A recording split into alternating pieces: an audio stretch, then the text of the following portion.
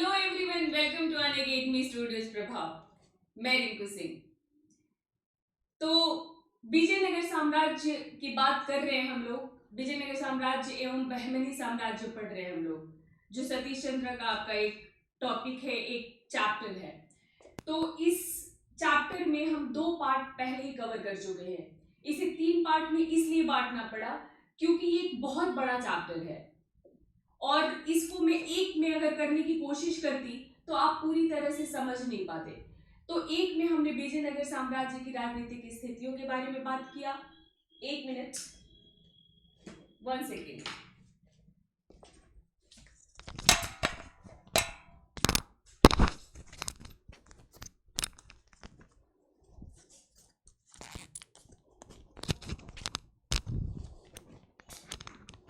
Yes, तो मैं ये कह रही थी कि एक में हम लोगों ने विजयनगर साम्राज्य के शासकों के बारे में बात की।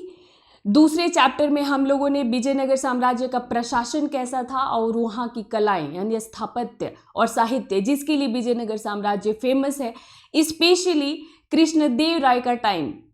कृष्णदेव राय एक एज निर्माता, एक निर्माता के तौर पर, एक कवि के तौर पर और एक अच्छे प्रशासक के तौर पर कृष्णदेव राय विख्यात हैं इतिहास में। और आपको मैं बता चुकी हूँ कि बाबर ने अपनी आत्मकथा में, जब वो 1526 में आता है भारत, तो अपनी आत्मकथा में एक ही शासक का वर्णन करता है, एक मतलब शक्तिशाली शासक के तौर पे, प्रसिद्ध शासक के तौर पर, और वो है कृष्णदेव राय। तो वो पढ़ चुके हम। अब आज मैं आप लोगों को बहमनी साम्राज्य के बारे में पढ़ाने जा रही हूँ, जो कि आपके सतीश चंद्र की किताब में उसी चैप्टर में है, पर बहमनी साम्राज्य को मैं अलग से पढ़ा रही हूँ। और इसमें भी आपको देखेंगे कि फिरोज शाह और महमूद गवा, ये 2 बड़े नेम हैं जिनके ऊपर आपके प्रश्न आते हैं। तो आइए देखते हैं। ये हमारी टीम, आप लोग अभी तक अच्छी तरह परिचित हो चुके हैं हम सबसे। तो हम सब मेहनत कर रहे हैं आपके लिए और आपको भी हमारे साथ साथ मेहनत करनी है। तो let's crack the exam and this is all about me. ये सारे हमारे एडुकेटर्स, ये इनकी स्पेशल क्लासेज का ये एक स्नैपशॉट है। ये सब के सब अनअकैडमी प्लस पे पढ़ा रहे हैं, ये सारे के सारे टॉप के एडुकेटर्स। अनअकैडमी प्लस पे हमारा भी, जितने भी प्रभाव पे जिन टीचर्स को आप देख रहे हैं, उनका भी अनअकैडमी प्लस पे क्लासेज चल रही हैं। तो हमारी क्लासेस को लेने के लिए अनअकैडमी प्लस पर एक्सेस के लिए, जो आपको अनलिमिटेड, एक एंट्री आपको अनलिमिटेड एक्सेस देता है। जैसे आप मेरा कोड यूज करेंगे तो आप सिर्फ मेरे ही सब्जेक्ट्स नहीं पढ़ेंगे और मतलब सिर्फ एक ही मीडियम आपके लिए ऑप्शन नहीं होगा।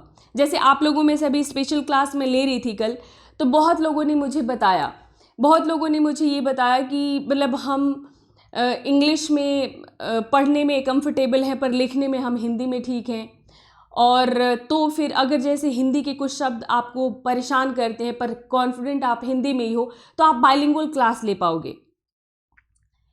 तो वहाँ पर कुछ एडुकेटर्स की कुछ बाइलिंगुअल क्लासेस लेकर, जैसे एक टॉपिक मान लो आज हम लोग पढ़ने जा रहे हैं बहमनी, ठीक है, आज हम बहमनी पढ़ने जा रहे हैं। तो इस बहमनी अंपायर को, बहमनी साम्राज्य को आप एक बार हिंदी में पढ़ लीजिए और एक बार इंग्लिश में पढ़ लीजिए। तो क्या होगा कि इसके सारे जितने टर्म्स हैं उनको आप अब हिंदी और इंग्लिश दोनों में बराबर जान रहे हैं। और क्योंकि लिखने में आप हिंदी में कॉन्फिडेंट हैं तो आप हिंदी में लिखो। अब तो आप भावार्थ समझ गए, क्योंकि कुछ ऐसे शब्द जो आपको परेशान कर रहे थे उनको आप जान गए। वैसे ही वाइस वर्सा, अगर आपको इंग्लिश मीडियम चूज करनी है, इंग्लिश मीडियम चूज करनी है आपको, और फिर भी इंग्लिश में कुछ ऐसे शब्द हैं, कुछ ऐसे वो कैब्स हैं जो आपको परेशान कर रहे हैं, तो इसकी ये क्लास आपने एक बार हिंदी में ले ली। हिंदी में लेते ही पूरा क्रिस्टल क्लियर हो गया है टॉपिक आपको, फिर आप अपने लैंग्वेज में लिखें। तो ये फ़ायदा है, ये फ़ायदा है अनअकैडमी प्लस को ज्वाइन करने का। और मेरा ये जो पूरा का पूरा, ये देखो, ये पूरा आपका प्लान है। जिनको बहुत डाउट हो वो 1 महीने का लेके देख लें। हालांकि ये 1 महीने का 8,000 पड़ता है। इस पे भी रिंकू लाइव कोड डालेंगे तो आपको छूट मिलेगा। पर इसको मैं आपको यही सजेस्ट करूँगी कि आप या तो 6 मंथ का लो और या फिर 12 मंथ्स का। फिर भी 6 मंथ का आप देखोगे कि 32,000 है, वही 12 मंथ्स का लेते हो तो 40,000 है। और इस पे भी रिंकू लाइव कोड डालेंगे आप तो ये हो जाएगा 36,000। और ये पूरा पूरा आपका जो है वर्थ रहेगा आपके इस कोर्स में। आपको बिल्कुल भी अफसोस नहीं होने वाला है।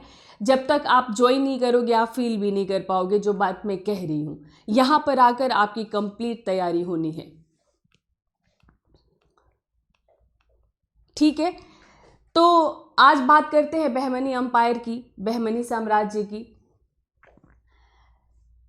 इसकी थोड़ा सा विजयनगर पढ़ाते हुए मैं ब्रीफ दे चुकी हूँ कि बहमनी साम्राज्य का संस्थापक था कौन। अलाउद्दीन हसन शाह, बहमन शाह के नाम से मतलब उपाधि लेकर के उसने बहमनी साम्राज्य की स्थापना की, जो कि ओरिजिनली हसन गंगू था वो।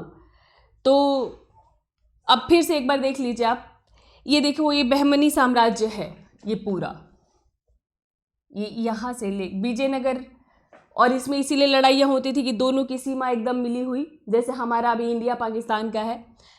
तो ये देखो यहाँ से लेकर के और ये पूरा, ये क्या है, बहमनी साम्राज्य। बहमनी साम्राज्य में जो बड़े बड़े शहर रहे, बड़े बड़े मतलब जो प्रांत रहे, कहिए बीजापुर, बीदर, गोलकुंडा, बरार, अहमदनगर।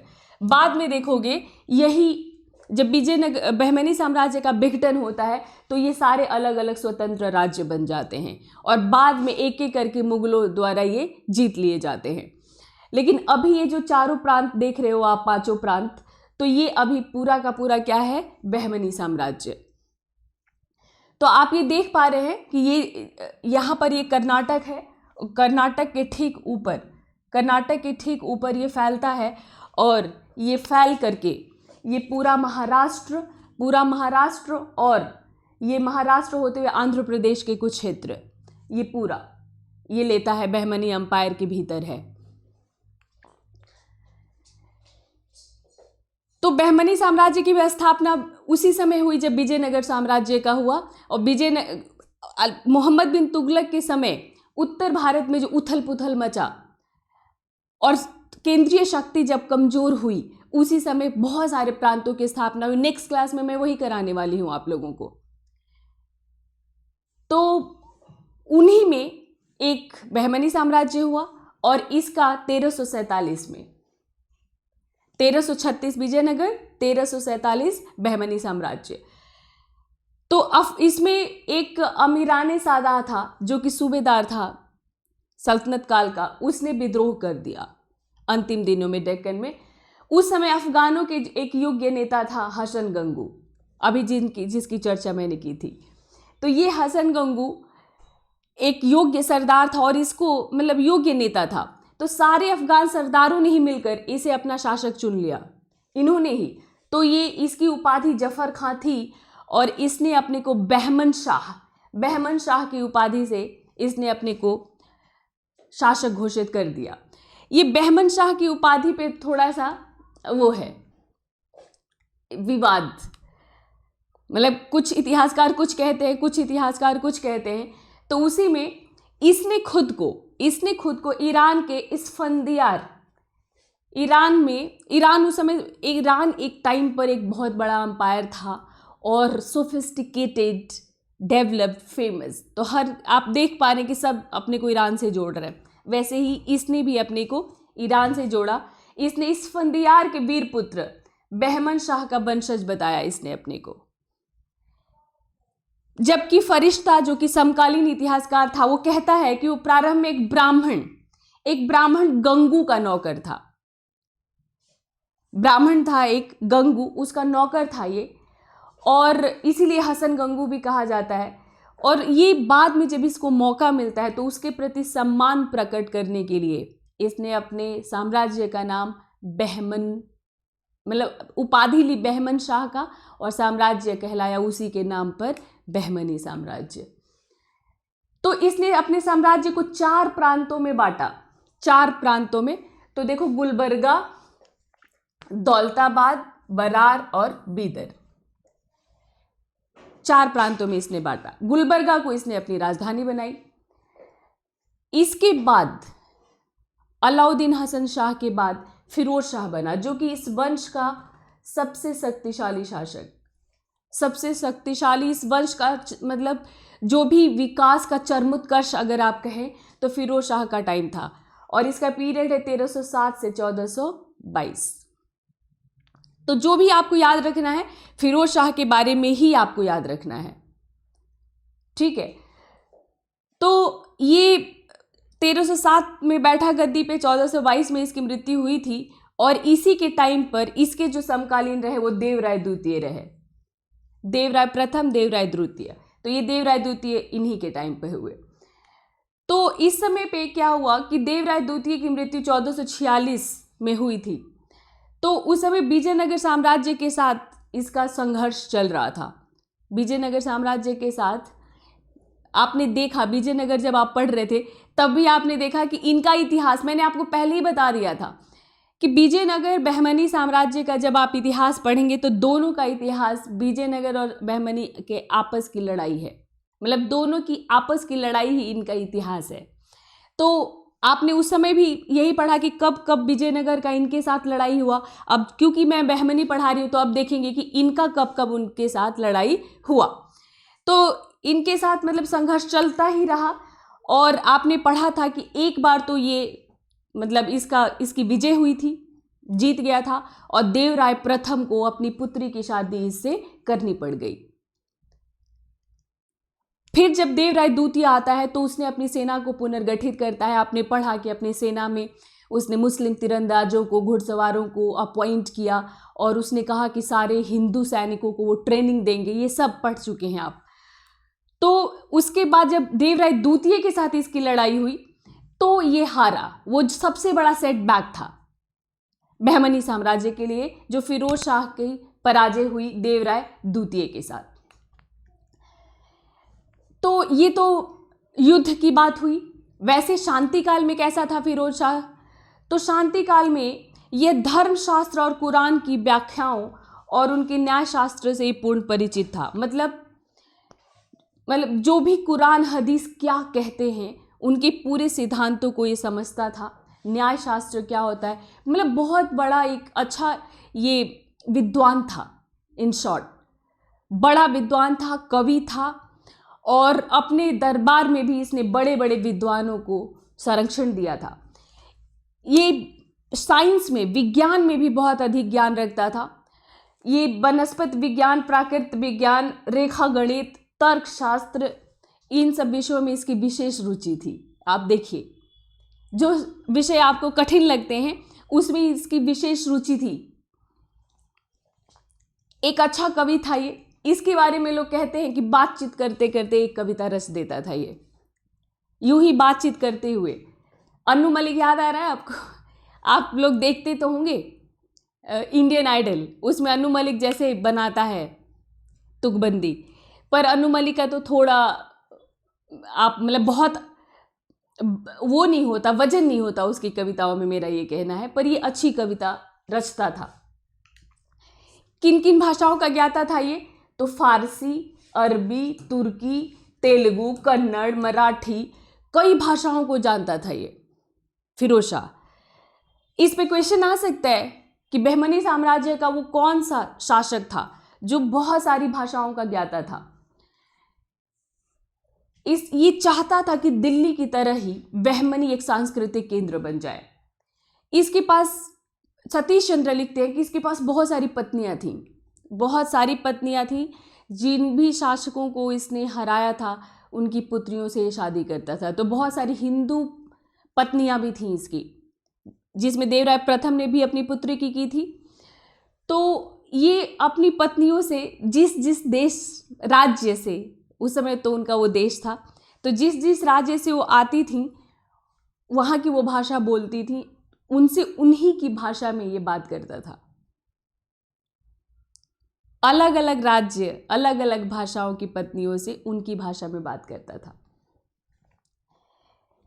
दिल्ली सल्तनत का जो विघटन हुआ तो इसको मौका मिला। दिल्ली सल्तनत के विघटन ने विजयनगर को भी पुश किया, इस बहमनी को भी पुश किया और इनको और तरक्की करने का मौका मिला। और उसी तरह सांस्कृतिक तरक्की भी हुई, क्योंकि वहाँ के बहुत सारे विद्वान भाग करके कहाँ आए, इधर। भाई विद्वान हल नहीं जोत सकते, एक लेखक हल नहीं जोत सकता, एक पेंटर हल नहीं जोतता, उसको आता ही नहीं है, तो वो लिख के ही, पेंटिंग करके ही, कविताएं रच के ही वो अपना जीवन यापन करता है। तो उसको एक संरक्षक चाहिए होता है जो उसको मतलब उसके खाने पीने का खर्चा दे दे। तो ऐसे जो विद्वान हैं, जैसे आपने कांगड़ा शैली का मैंने आपको बताया कि कांगड़ा शैली का कैसे विकास हुआ, तो मुगल दरबार के लोग भाग के फिर पहाड़ों में गए, वैसे ही कुछ विद्वान दिल्ली सल्तनत के विघटन के बाद इधर आए, इसने अपने दरबार में उनको संरक्षण दिया, तो इस तरह से और विद्वान इसके दरबार में आ गए। वह अधिकतर आधी आधी रात तक साधुओं, कवियों, इतिहासकारों से वार्ताएं करता रहता था। वार्ताएं क्या, डिस्कशन, हर मुद्दे पे, धर्म पे, ईश्वर पर, समाज पर, हर तरह के वाद विवाद, चर्चाएं ये करता रहता था। तो फिरोज शाह बहमनी का सबसे अच्छा कार्य क्या था, प्रशासन में बड़े स्तर पर हिंदुओं को नियुक्त करना और उनको बड़े बड़े पद देकर सम्मानित करना। यानी ये इसने अपने साम्राज्य में हिंदुओं को भी बहुत बड़े बड़े पद दिए। विजयनगर से इसका झगड़ा हिंदू मुसलमान का झगड़ा नहीं था, वो झगड़ा वही कृष्णा तुंगभद्रा दोआब, कृष्णा गोदावरी दोआब को लेकर के सारे झगड़े थे उस समय। इस समय भी वही झगड़ा था, बाकी इसको कोई जातिगत ऐसा कोई भेद नहीं था, ये आप याद रखेंगे। इसने एक वेधशाला भी बनवाई दौलताबाद में। वेधशाला समझते हैं ना, जो राजा जय सिंह ने भी तो बनवाया है 4 वेधशालाएं, 4 कोने में, उज्जैन, बनारस, जयपुर और एक है दिल्ली में।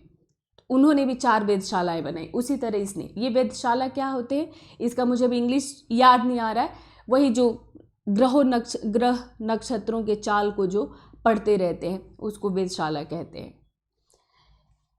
तो इसने अपने राज्य के और प्रमुख बंदरगाहों, चोल और दभोल पर काफ़ी ध्यान दिया और फारस की खाड़ी और लाल सागर से आने वाले जहाज़ों पर जो दुनिया भर से आते थे और वहाँ के सुख सुविधाओं से भरपूर सामान मतलब विलासितापूर्ण जो सामान लेकर के आते थे, उन जहाज़ों पर इसने काफ़ी ध्यान दिया। आयात निर्यात पे काफ़ी फोकस था ये। तो देवराय प्रथम की कन्या का फिरोज शाह बहमनी के साथ विवाह हुआ था, मैं बता चुकी हूँ आपको। देवराय द्वितीय ने इसको हराया, ये भी मैं बता चुकी हूँ आपको। इसके दरबार में सूफी संत गेसूद राज रहते थे। ये गेसूद राज जो चिश्ती संप्रदाय के थे, ये दिल्ली से डेक्कन गए और इसने अपने दरबार में इनको संरक्षण दिया। ये वही गेसूद राज हैं जिनको लोगों ने बंदा नवाज, सुना है ना आप लोगों ने, बंदा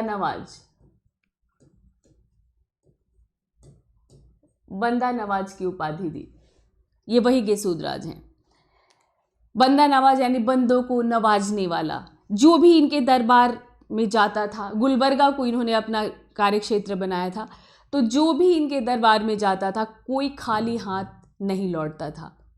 इसी विशेषता के कारण ये बंदा नवाज कहे गए। हिंदू और मुसलमान दोनों समान रूप से इनका आदर करते थे। फिरोज शाह ने भी इनको संरक्षण दिया था, पर फिरोज शाह के साथ इनका हो गया मतभेद का कारण क्या था, विज्ञान को लेकर मतभेद हो गया और इन्होंने मतलब गेसूद राज ने फिरोज शाह के पुत्र मतलब फिरोज शाह के बाद अहमद शाह प्रथम, जो कि फिरोज शाह के समय में ही पुत्र नहीं था, ये अपोजिट उसका था, उनके पक्ष में ये चले गए गेसूद राज। फिरोज शाह के जिंदा रहते ही उत्तराधिकार की ये लड़ाई शुरू हो गई थी और ये फिरोज शाह की जगह अहमद शाह, जो कि उसी के परिवार का था, उसको अपना समर्थन देने लग गए। तो क्योंकि फिरोज अहमद शाह, जिसे गेसूद राज के कारण किस नाम से जाना जाता है, वली, वो राजा बना। ठीक है, तो ये दक्षिण भारत में पूर्वी तट के अधिकार के लिए ये भी संघर्ष वैसे ही करता रहा और ये अपनी राजधानी गुलबर्गा से कहाँ लेके गया, बीदर। तो आपको जो लोग स्टेट पीसेस देने वाले होंगे उनसे ये प्रश्न पूछा जा सकता है कि गुलबर्गा से बीदर राजधानी कौन शासक ले गया, कि या किस शासक ने अपनी राजधानी गुलबर्गा से बीदर बनाया, तो ये था अहमद शाह। सबसे फेमस और सबसे इम्पॉर्टेंट, आपके लिए सबसे ज़्यादा महत्वपूर्ण जो है वो है महमूद गवां, जो कि एक वजीर हुआ करता था बहमनी साम्राज्य का। तो आप इसके बारे में जानिए और यहाँ से बहुत प्रश्न जो लोग स्टेट पीसीएस दे रहे होंगे उनको भी आएगा और सिविल सर्विसेज में आता है, स्टेट पीसीएस हो या आईएएस का एग्जाम हो। तो महमूद गवां 1448 की दीवानी के समय यह उच्चतम शिखर पर था। कैसे इसका शुरू हुआ, तो इसके प्रारंभिक जीवन के बारे में हमें बहुत ज़्यादा पता नहीं है, बस ये पता है कि ये एक व्यापारी था और इसको किसी ने सुल्तान से मिलवाया। ये इतना बुद्धिमान था, मैच्योर था कि सुल्तान का दिल जीतने में ये कामयाब रहा और सुल्तान ने जो है इसको अपने उसमें ले लिया, अपने मंत्रालय में ले लिया। इसके बारे में कहते हैं कि 9 या 10 साल की आयु में 1463 में मुहम्मद बहमनी शाह तृतीय गद्दी पर बैठा। उम्र देखो कम है, 9 या 10 साल है। तो 3 सदस्यों की एक वो बनी, त्रिगुट बनी। जैसे आपने देखा कृष्णदेवराय के बाद बना था, वैसे ही यहाँ पर भी 3 सदस्यों का एक समिति बना, त्रिगुट, जिसने शासन को चलाने की जिम्मेदारी ली। उसमें महमूद गवां सबसे महत्वपूर्ण रहा और लगभग सारे फैसले महमूद गवां ही लेता रहा। ठीक है, तो महमूद गवां के अब कार्य देख लेते हैं कि क्या क्या उपलब्धियां रही। तो महमूद गवां कई पूर्वी प्रदेशों को जीतकर उसने बहमनी साम्राज्य में मिला लिया, बहमनी साम्राज्य का उसने विस्तार किया। विजयनगर पर कांची तक इसने आक्रमण किया और इससे ये सिद्ध होता है कि बहमनी साम्राज्य उस समय शक्तिशाली था। इसका सबसे प्रमुख कार्य क्या रहा, गोवा पर अधिकार।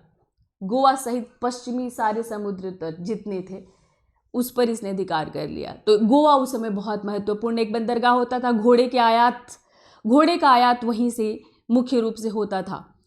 तो गोवा को लेकर के आप देखोगे इसी समय पुर्तगालियों का आगमन होता है और पुर्तगालियों के साथ भी झगड़ा शुरू होगा गोवा को लेकर।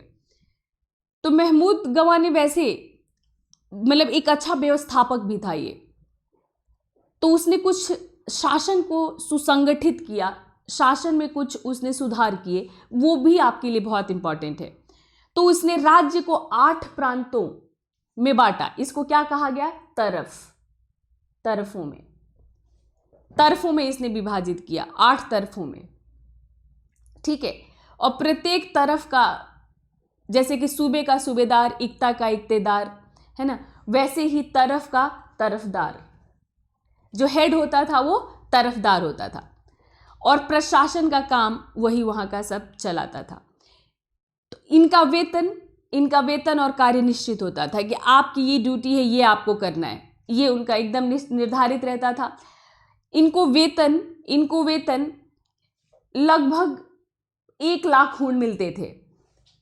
ठीक है, 500 घोड़ों का दल इनको बना के रखना होता था, यानी अपने पास इनको 500 घोड़े रखने होते थे और इन 500 घोड़ों को रखने के लिए और वहाँ के प्रशासन को चलाने के लिए जो इनको वेतन मिलता था वो लगभग 1 लाख हुंड उस समय, जो कि एक मुद्रा का इकाई था, मिलता था। वेतन नकद भी हो सकता था और वेतन के बदले जागीर या भूमि भी दी जा सकती थी।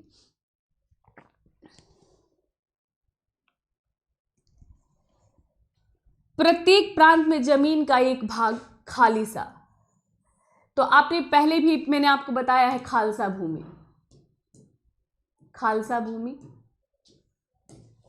ये वो भूमि होती थी जो डायरेक्ट शासकों के अंडर में होती थी, शासकों के अधीन होती थी। शासक के देख रेख में उस जमीन पर खेती बाड़ी होता था और उसका उपज डायरेक्ट शासक के पास आता था।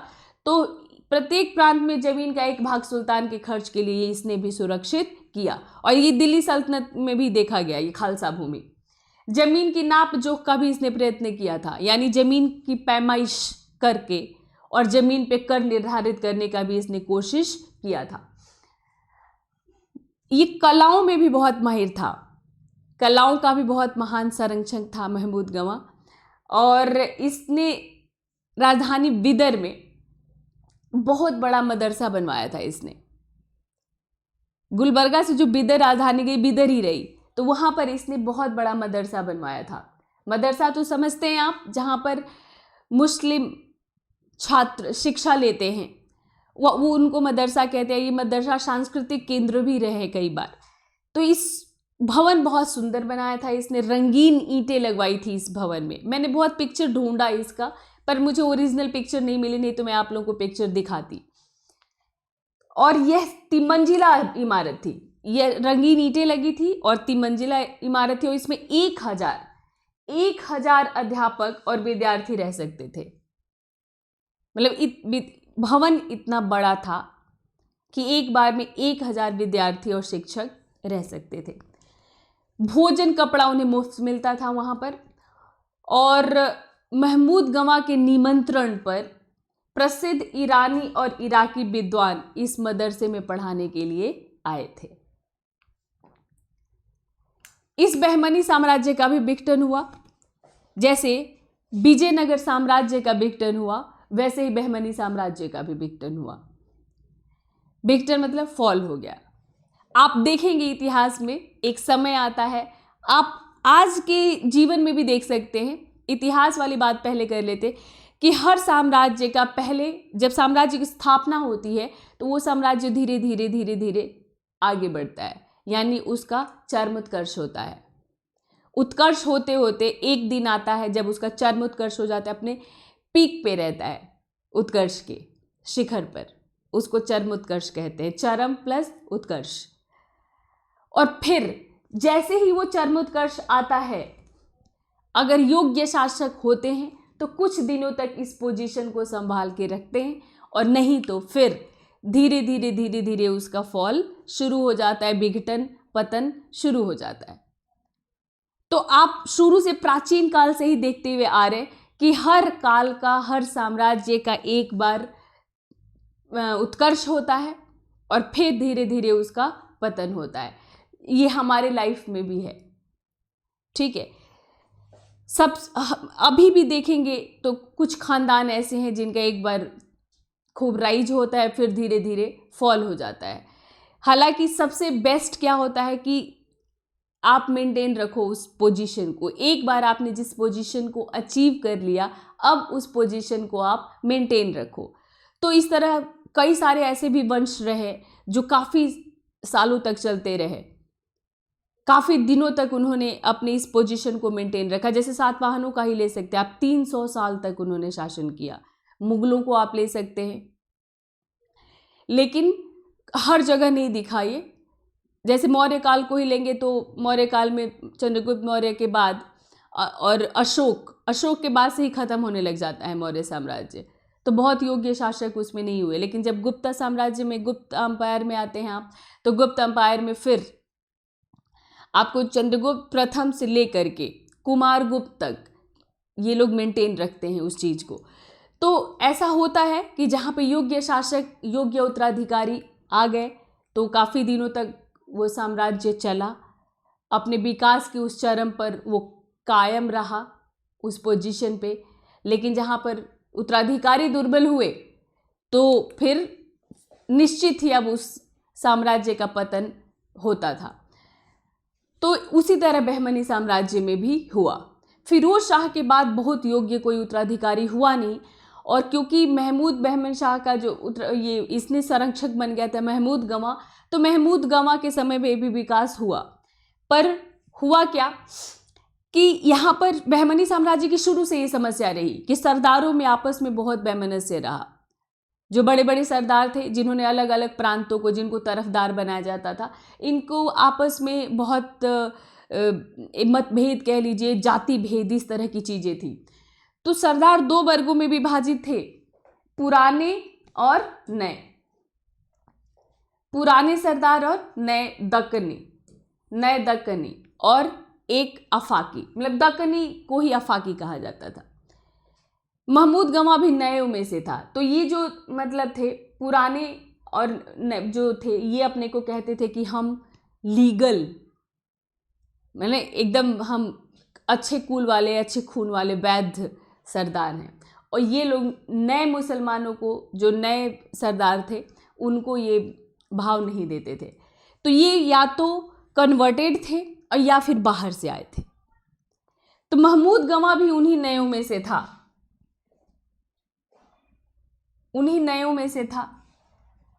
और दक्कनियों का विश्वास जीतने के लिए उसे बहुत प्रयत्न करना पड़ा था। यद्यपि उसने मेल मिलाप की बहुत उदार नीति अपनाई, फिर भी दलगत संघर्ष को मिटाया नहीं जा सका। ठीक है, मतलब यहां पर आप कंफ्यूज मत होना, पुराने मतलब दक्कनी और नए मतलब अफाकी, ये कर लो। वहां पे थोड़ा सा बोलने में मेरे से वो हो गया था। तो मतलब कि दक्कनी और अफाकी, या फिर नए और पुराने और नए, ऐसे। तो महमूद गवां नए में से था। इसको एक्सेप्ट करने में थोड़ी सी परेशानी हुई पुराने सरदारों को, काफ़ी इसने कोशिश की, लेकिन ये अपनी कोशिश में कामयाब नहीं हुआ।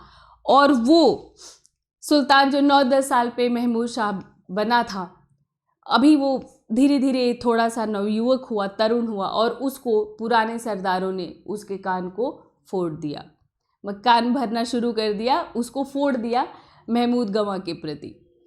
और इसने उसको, महमूद गवां को, फांसी पर चढ़ा दिया। तो ये इसीलिए महमूद गवां इतिहास में अमर हो गया। इतने अच्छे अच्छे कार्य करने के बाद, विस्तार, क्षेत्र का विस्तार किया, सांस्कृतिक विकास किया उसने, उसके बाद भी उसको फांसी पर चढ़ा दिया गया सुल्तान के द्वारा। ये इसी वजह से महमूद गवां का एक अलग ही पोजीशन इतिहास में बन गया। तो इसकी मृत्यु क्यों हुई, कैसे हुई? दलगत संघर्ष की वजह से। उसकी मृत्यु के बाद ये दलगत संघर्ष और उग्र हो गया, और बहुत सारे कई प्रांतीय जो शासक थे वो स्वतंत्र हो गए, और शीघ्र ही बहमनी साम्राज्य 5 भागों में बट गया, 5 स्वतंत्र रियासतों में बट गया। और ये थी गोलकुंडा, बीजापुर, अहमदनगर, बीदर और बरार, ये 5। कई बार क्वेश्चन आप लोगों ने देखा होगा कि बहमनी साम्राज्य निम्नलिखित में से किस में बटा, या बहमनी साम्राज्य के अंतर्गत निम्नलिखित में से कौन कौन से प्रांत आते थे। तो एकदम से मुझे तो ऐसे मैंने याद कर लिया था कि इसमें मैंने कैसे याद किया था, देखो 3 ब आता है, 3 ब, तो बीजापुर, बीदर, बरार, 3 ब है, बस इस तरह से मैं याद रखती थी। और फिर अहमदनगर और गोलकुंडा, बहुत बार यहाँ से क्वेश्चन आता है। तो आप इसमें, आप लोगों का मैं देख रही हूँ, मुझे तो पता चल जाता है अपने वो व्यूज़ देख के कि आप लोगों को प्रांतीय इतिहास पढ़ने में थोड़ा इंटरेस्ट कम आ रहा है। हालांकि ये थोड़ा सा टफ भी होता है कि जितना आप दिल्ली की राजनीति में अभी भी जितना आप बिलीव करते हो, अगर आपसे पूछ दिया जाए मिजोरम का या मणिपुर के सीएम के बारे में, तो शायद आपको नाम याद नहीं होगा। लेकिन वही अगर पंजाब पूछा जाए, मध्य प्रदेश पूछा जाए, बिहार, तो आपको याद होगा। तो जो मतलब दूरस्थ प्रांत होते हैं उसमें थोड़ी सी हमें मतलब दिलचस्पी कम होती है, लेकिन वहाँ से प्रश्न आते हैं। तो आप इस पे थोड़ा ध्यान रखें, इसको ध्यान से पढ़ें। और अब क्योंकि हम लोग विजयनगर साम्राज्य, बहमनी साम्राज्य ख़त्म कर चुके, तो मैं इसी समय और जो क्षेत्रीय राज्य बढ़े, जिसमें मालवा, मेवाड़, गुजरात, इनके बारे में अब मैं आपको पढ़ाऊंगी। इसी समय पुर्तगालियों का आगमन हुआ, पुर्तगाली इसी समय आए थे। सबसे पहले पुर्तगाली आए, और पुर्तगालियों ने मतलब बाकी जैसे उनके बाद डच आए थे, डचों के आने के पहले तक पुर्तगालियों ने किस किस तरह से भारत में अपने को फैलाया, वो इसी चैप्टर में सतीश चंद्र ने लिखा है। तो मैं आप लोगों को थोड़ा पुर्तगालियों के बारे में बता दूंगी। तो एक क्लास पुर्तगालियों पे, और फिर मालवा, मेवाड़, गुजरात, बंगाल, जो ये अलग अलग प्रांतों की स्थापना हुई, एक क्लास उस पे। फिर आपका ये प्रांतीय वाला ख़त्म हो जाएगा। फिर सीधा हम लोग मुगल शुरू करेंगे। मुगल हम पढ़ चुके हैं पहले ही, उसमें वो चीज़ें जो आपने पहले नहीं पढ़ा है और सतीश चंद्र में है, बस मैं वही डिस्कस करूंगी आप लोग के साथ, ठीक है।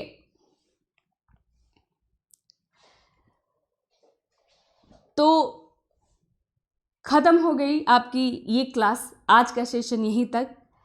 जाते जाते मैं बस ये कहूँगी कि रिंकू लाइव मेरा कोड है, और आपका एग्ज़ाम में बहुत ज़्यादा दिनों तक, मतलब बहुत ज़्यादा दूर नहीं है।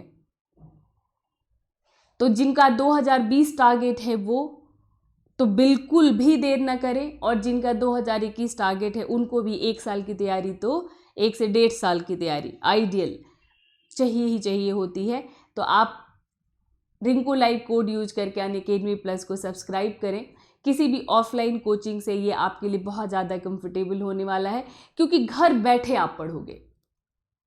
बाहर निकलने पे कितने तरह की परेशानियां हैं, वो आप जब बाहर कभी निकले होंगे अकेले, बिना माता पिता के, बिना पेरेंट्स के, तो आपने फील किया होगा। और कहीं जा के रहना और रह के इतने कंसंट्रेशन के साथ पढ़ाई करना, दोनों में बहुत फ़र्क हो जाता है। मैं तो खुद रही हूँ और मैंने देखा है पानी की समस्या, खाने की समस्या, बाकी अन्य जो सुविधाएं भी होती हैं वो भी नहीं मिलता बाहर जाके, और आपको वो अपॉर्चुनिटी जो हमने ऑफलाइन क्लासेस में ली वो आपको घर बैठे मिल रहा है। तो आप ज़रूर इसका फ़ायदा उठाएं, और आप अगर गंभीर हैं ही अपनी तैयारी को लेकर तो फिर विलम्ब ना करें।